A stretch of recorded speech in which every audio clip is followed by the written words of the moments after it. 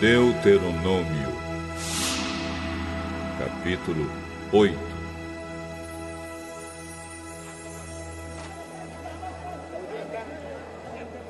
Moisés disse ao povo: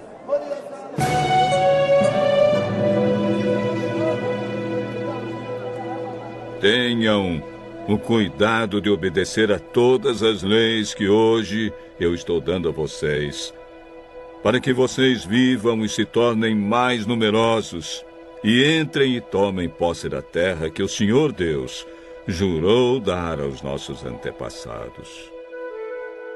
Lembrem como nosso Deus guiou vocês pelo deserto esses 40 anos. Durante essa longa caminhada, Deus os humilhou e os pôs à prova para saber se estavam resolvidos ou não a obedecer aos seus mandamentos. Ele os deixou passar fome e depois lhes deu para comer o maná, uma comida que nem vocês nem os seus antepassados conheciam. Deus fez isso para que soubessem que o ser humano não vive só de pão, mas vive de tudo o que o Senhor Deus diz.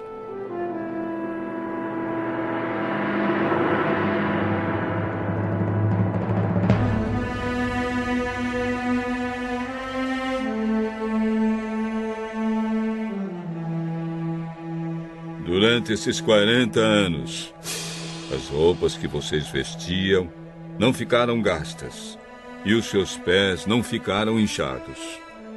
Fiquem sabendo que o Senhor, nosso Deus, os corrige como um pai corrige o filho. Obedeçam, pois, aos seus mandamentos, vivam de acordo com seus ensinamentos e temam o Senhor, seu Deus. Pois Ele os está levando para uma terra boa, cheia de rios e ribeirões, e de fontes que jorram água pelos vales e pelas montanhas. É uma terra que produz trigo e cevada, uvas, figos e romãs, azeite e mel. É uma terra onde nunca faltará comida ou qualquer outra coisa para vocês. Uma terra onde as pedras têm ferro e as montanhas têm minas de cobre. Vocês terão toda a comida que precisarem e louvarão o Senhor, nosso Deus, pela boa terra que lhes deu.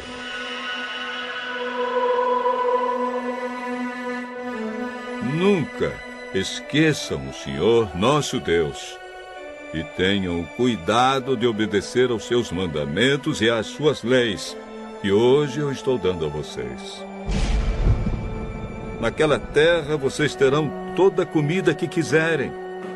Construirão casas boas, onde morarão.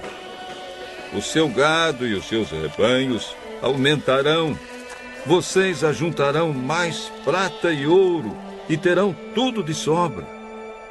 Então, tomem cuidado para não ficarem orgulhosos e esquecerem o Senhor, nosso Deus, que os tirou do Egito, onde vocês eram escravos.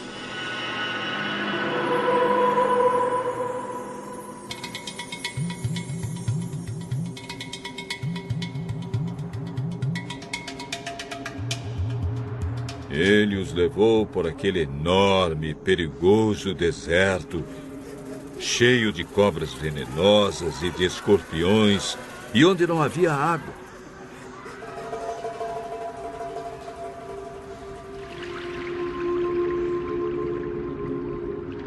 Mas no deserto, Deus fez sair a água da rocha bruta para vocês beberem.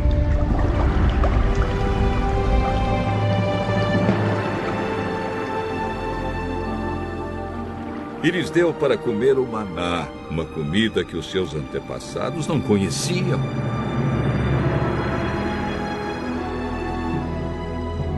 Ele fez tudo isso para humilhá-los e para fazê-los passar por provas a fim de abençoá-los mais tarde.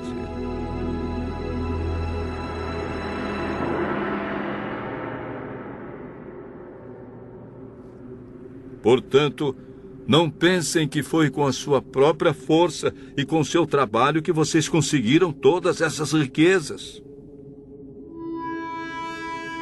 Lembrem do Senhor nosso Deus, pois é Ele quem lhes dá força para poderem conseguir riquezas. Vocês estão vendo que assim Ele está cumprindo a aliança feita por meio de juramento com os nossos antepassados. Mas, se vocês esquecerem o Senhor e adorarem e servirem outros deuses, eu aviso hoje que vocês certamente morrerão. Se não obedecerem ao Senhor nosso Deus, então vocês morrerão, como vão morrer os povos que Deus vai destruir na presença de vocês.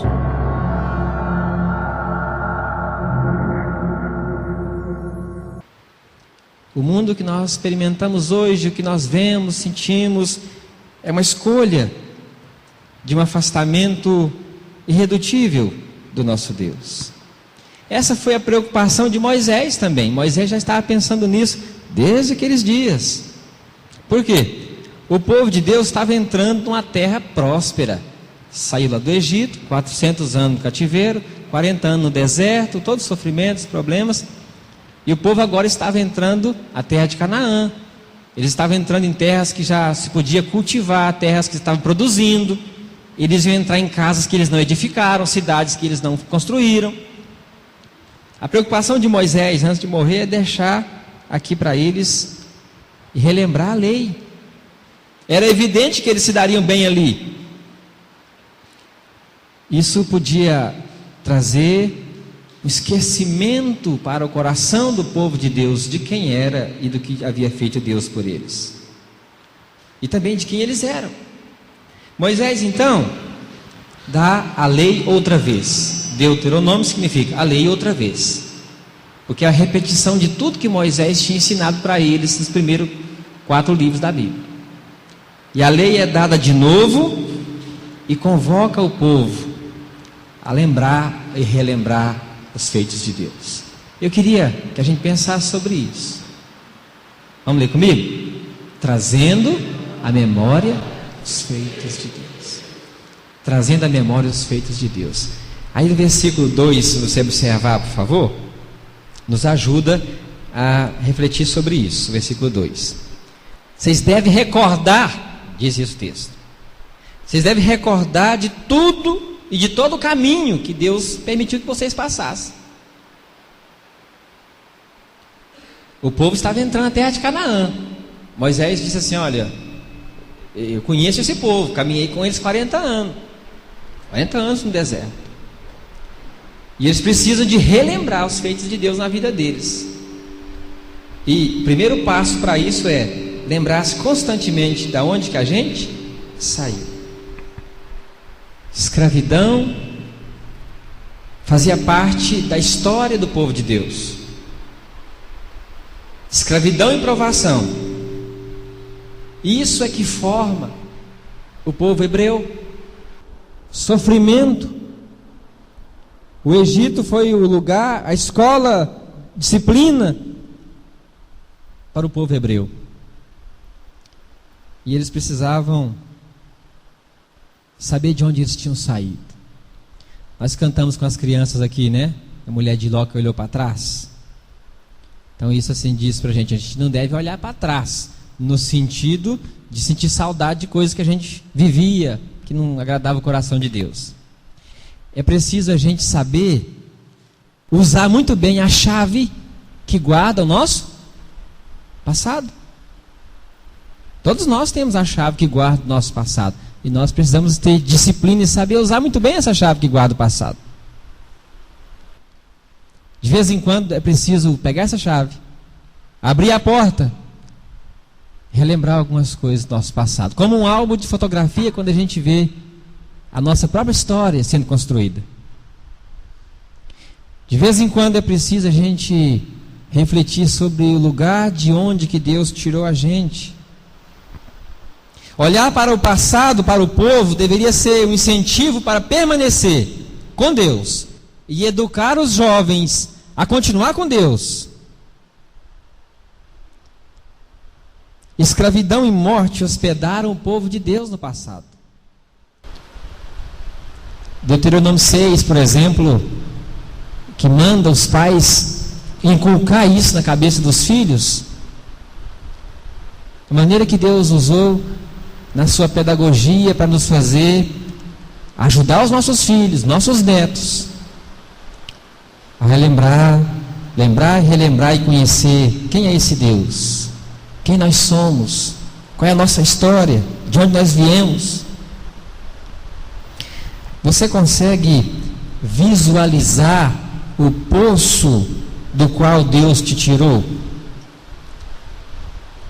Você consegue fazer uma reflexão, lembrar de quem você era e quem você é hoje? Onde você estava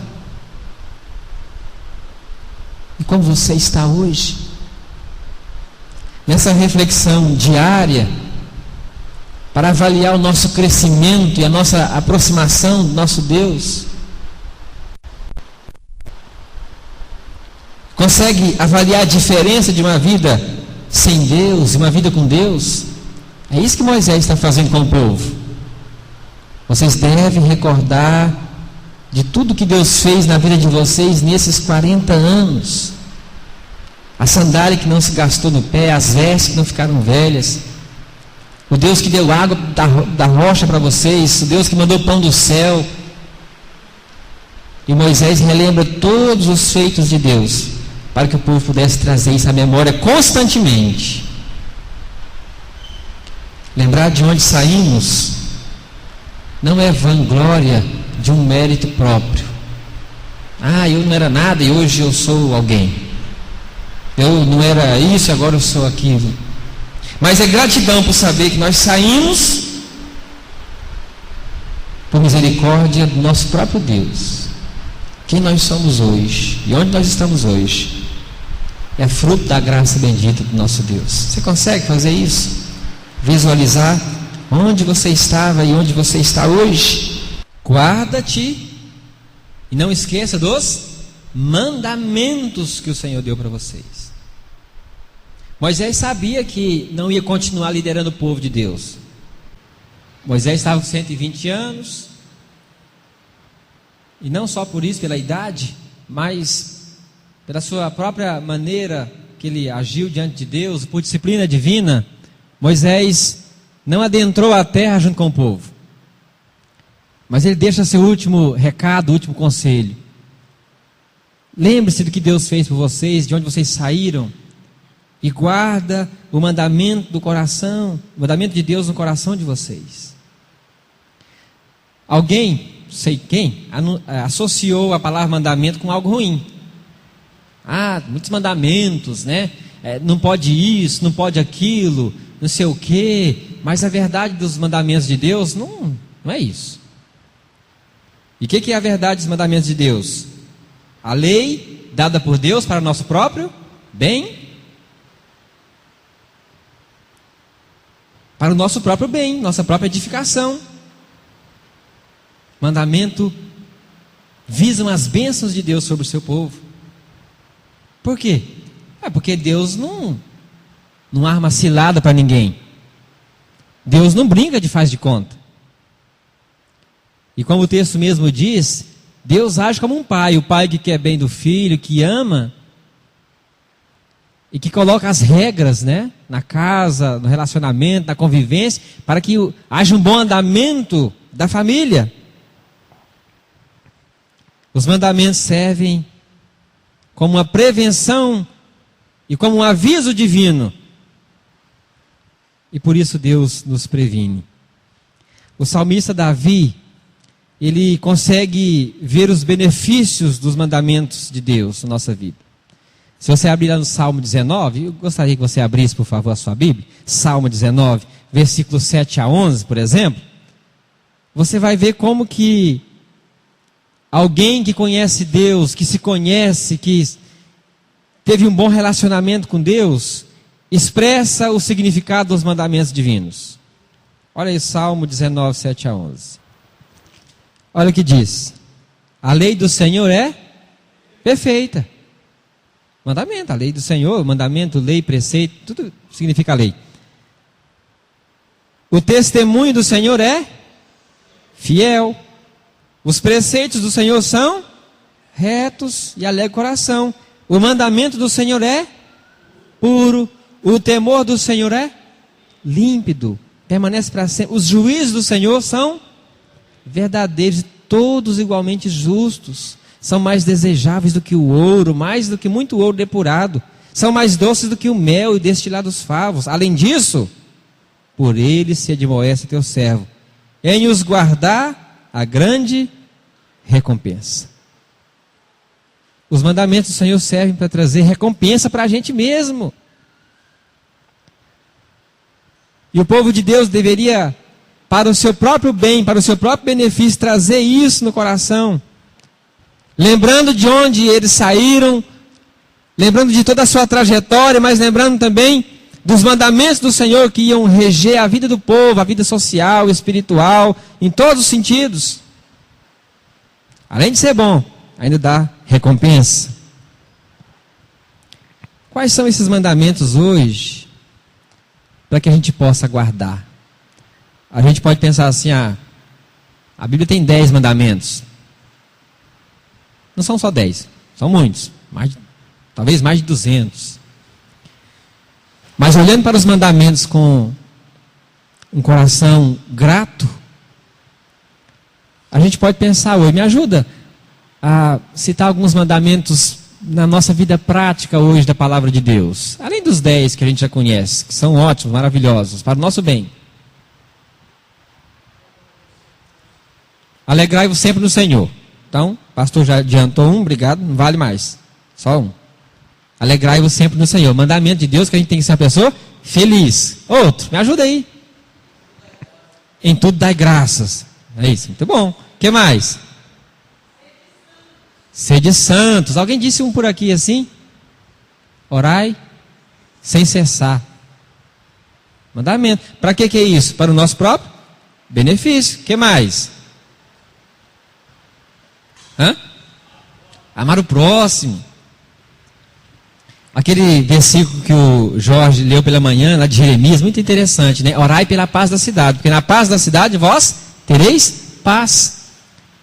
Então, se a gente praticando aí os mandamentos do Senhor e guardando os mandamentos do Senhor, se a gente se preocupa com o bem do lugar onde a gente mora, a gente vive, quem vai ser beneficiado com isso? Nós mesmos.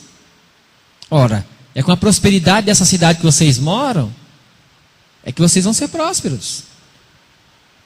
É com a segurança da cidade que as famílias que moram aqui serão seguras. Com um lugar agradável, que aqui vai ser um lugar agradável para a gente criar os nossos filhos. E além disso, o evangelista João, na sua primeira carta, se eu não me engano, disse assim: os mandamentos do Senhor não são penosos, pesados. Os mandamentos do Senhor não são penosos. E a gente precisa olhar para a palavra de Deus com essa perspectiva, com essa ideia. Infelizmente, às vezes, a gente mesmo transparece para as pessoas lá fora que a igreja é um lugar ruim, porque tem regras, mandamentos, não sei o quê. Mas não é isso que deve ser.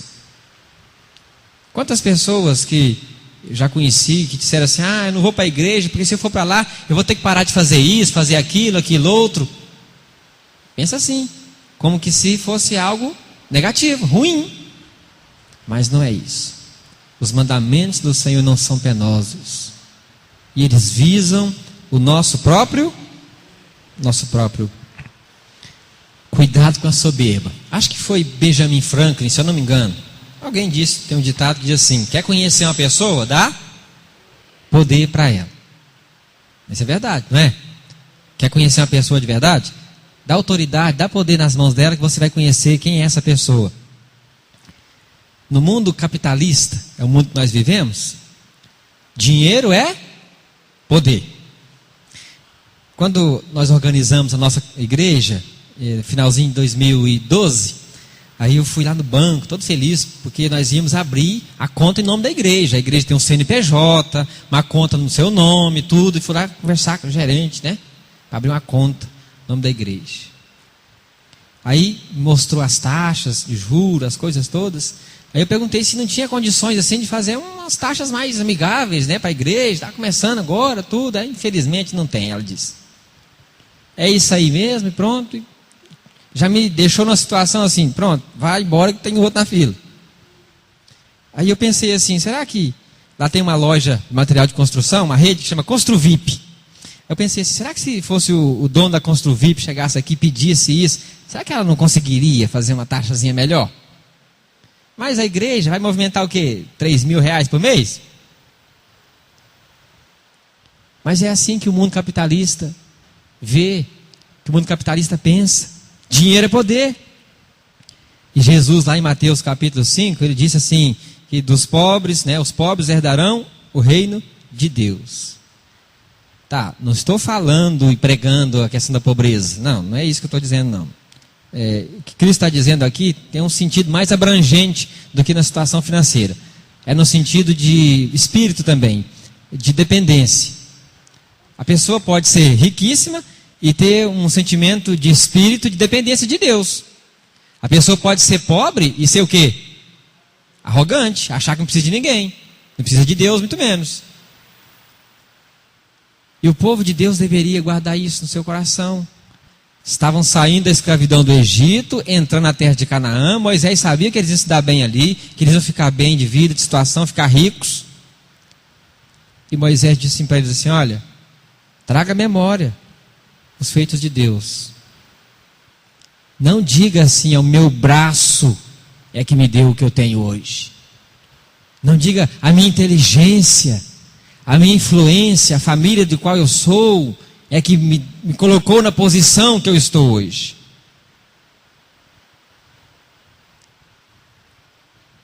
Ter consciência da dependência divina. E o que a gente aprende?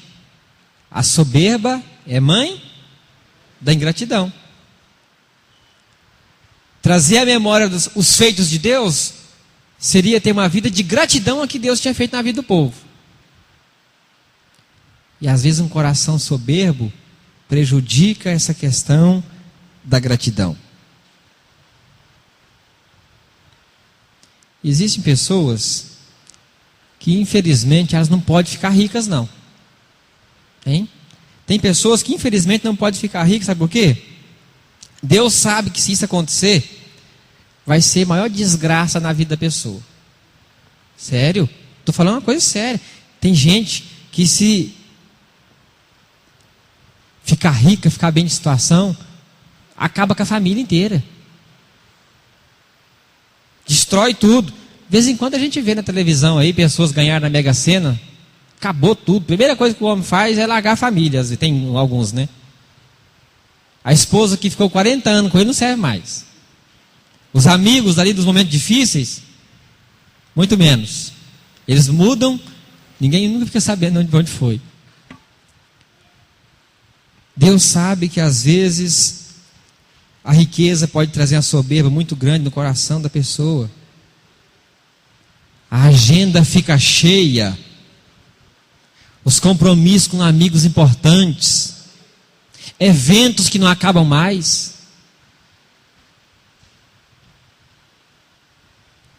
E Deus diz, cuidado com a soberba.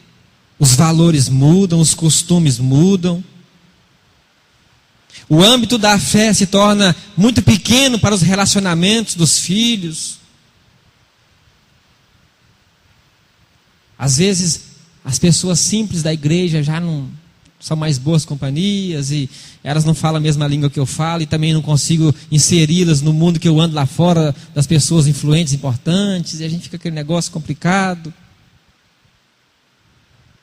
Você conhece alguém ficou bem de situação e sumiu?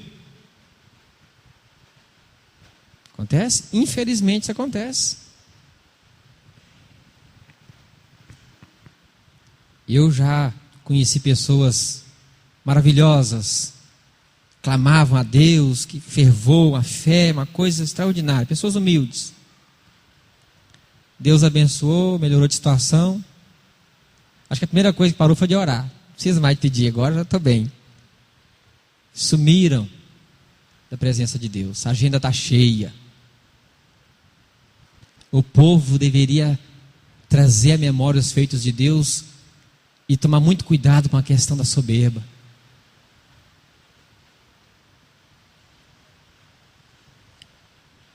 Se não trouxermos à memória os feitos de Deus, nós corremos o risco de cair numa cova profunda. Cova profunda. A sociedade do século XXI em geral tem experimentado uma qualidade de vida como nunca antes. Talvez a maioria dos irmãos aqui tenha um carro. E talvez os pais de vocês nem sonhavam na possibilidade de ter um carro. Talvez a maioria aqui tenha uma casa própria. Quando nossos pais pagaram aluguel e moraram de favor às vezes. Nós comemos muito melhor hoje do que os nossos pais comiam na infância deles. Ou não é verdade? Nós temos condições melhores hoje de vida. Por outro lado, nós temos experimentado um desajuste estrutural e sociológico, familiar, sem precedentes. Minha mãe ficou viúva com 7 filhos.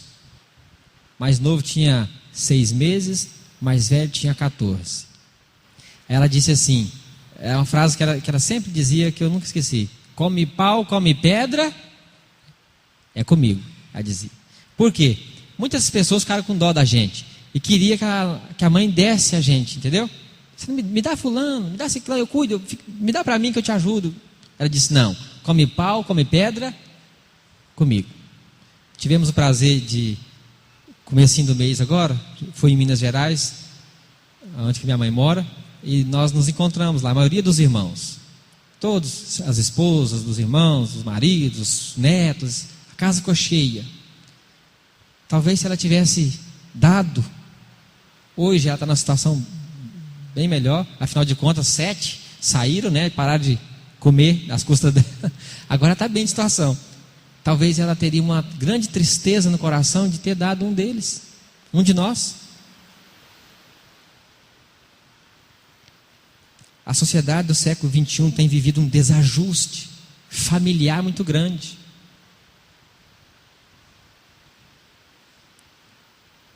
Depois que, se eu não me engano, na década de 40, que se permitiu o divórcio. Quem pode me ajudar? É isso mesmo? Estou falando besteira? Não? Quem pode me ajudar? 35? 75, até que 70, então, vamos dizer. Obrigado, viu? Obrigado. Depois que isso aconteceu, muitas coisas mudaram na vida do país, né? Não estou defendendo, não estou querendo entrar no mérito da questão, não. Mas as coisas foram afrouxando de uma tal maneira que hoje, por exemplo, você pode fazer um divórcio pela internet. Lá na minha cidade tem um senhor que chama Alberico, ele é diácono da igreja. E o seu Alberico ainda hoje, na cidadezinha pequena lá, ele é um homem muito respeitado, ele é juiz de paz. Quem já ouviu falar no juiz de paz? Ele vai lá no dia do casamento, conversa com o casal, faz umas perguntas assim, tal, e ele tem uma função de acompanhar. E antes de haver essa questão do divórcio, como é hoje no Brasil, o juiz não permitia que a pessoa divorciasse menos de 1 ano. Tinha o desquite, 1 ano para você pensar, refletir. O juiz de paz ia na sua casa, visitava, insistia, marcava os encontros dos casais de novo para ver se voltava. Aí depois, não tem jeito mesmo não. Aí separava. Hoje em dia não. Mudou tudo, os valores, as coisas. Hoje a pessoa fala, não quero mais, quer separar. Amanhã já separa, não tem tempo nem para refletir. A sociedade do século XXI vive um desajuste familiar, sociológico, estrutural. Grande parte disso é o sentimento que a gente tem no coração de independência. Sentimento de independência, sentimento de que a gente pode fazer o que a gente quiser, que a gente pensar, não tem que consultar ninguém, não tem que consultar Deus. Às vezes o pastor fica sabendo que a pessoa separou depois de um mês. Por quê? Infelizmente, até na questão espiritual, no âmbito da igreja, o pastor deixou de ser aquela autoridade que ele era no passado.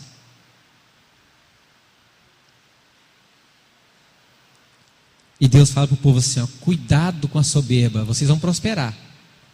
Não deixa que isso faça vocês humilhar as pessoas, esmagar os menores. Não deixe que isso faça vocês esquecerem de Deus. Por que a gente vive uma vida tão difícil no século XXI? Esquecemos de onde nós saímos, esquecemos o mandamento, e nós estamos vivendo uma vida muito soberba. Qual que é o conselho de Deus para a gente? Vamos ler aí? Dá para ler? Isaías 55 dá um conselho para a gente. Esse mandamento tem que ecoar no coração da igreja constantemente. Buscai o Senhor enquanto se pode achar, busca Deus, restaure os seus votos, renove a sua vida diante de Deus, deixe o caminho mau. Nós temos que constantemente trazer à memória os feitos de Deus, como igreja, principalmente, porque a igreja é a base da sociedade. Igreja, família, igreja, está tudo junto. Ai dessa cidade se Deus resolvesse tirar as igrejas, todas que tem aqui, todas as igrejas, igreja católica, as igrejas evangélicas, todas as igrejas, tirasse tudo aqui do Guarujá. Ai dessa cidade. A sociedade não pensa assim, ela não consegue sentir esse efeito. Mas a igreja tem que trazer à memória os feitos de Deus, saber o seu papel na sociedade. 49 anos plantado aqui, para que isso? Tem um projeto de Deus para essa igreja. E como é que a gente faz esse retorno e traz à memória os feitos de Deus? Somente através de Jesus Cristo. Só isso. Jesus é o único caminho de volta para Deus. Guarda isso no seu coração. Jesus é o único caminho de volta para Deus. É a única porta que nós podemos entrar que leva a Deus. É a única estrada. Ele mesmo diz, eu sou o caminho. E ninguém vai ao Pai senão por mim. Ele é a única ponte. Ele é a única solução. E nós temos que continuar dizendo isso. Então, diga isso para o seu coração. Deixemos Deus fazer parte da nossa vida em todos os momentos. É como a gente fala no casamento, na riqueza, na pobreza, na saúde, na doença, em todo momento nós temos que deixar Deus fazer parte da nossa vida. Por quê? Porque como mesmo Moisés disse, lá no finalzinho, se vocês deixarem o Senhor, abandonarem Deus, eu protesto contra vocês hoje. É como se Moisés estivesse fazendo uma maldição sobre o povo, é uma imprecação. Eu protesto contra vocês que perecereis. Ora, todos nós sabemos disso. Sem Deus, não dá para viver. Então, gostaria que a igreja, que nós todos, como servos de Deus, como família, como igreja plantada nesse lugar, guardássemos isso. Constantemente, precisamos trazer à memória os feitos de Deus. Ontem nós falamos na perspectiva de renovar a esperança. Renovar a esperança olhando para frente, né? E hoje nós estamos falando sobre trazer à memória o que Deus já fez até aqui. Amém?